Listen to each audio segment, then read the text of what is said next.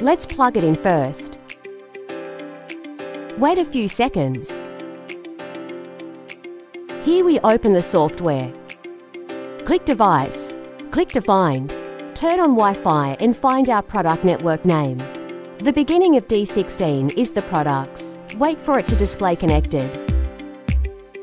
Here we need to turn off the data. Then the status of the product will be displayed. Switch back to the program page. Just create a new program. This screen will appear after you create a new program. We click the plus sign to add video or picture text here. Select the video we need to upload and play. After adding the video, we click back. Click on the paper plane in the top right corner to send. This is the end of the video.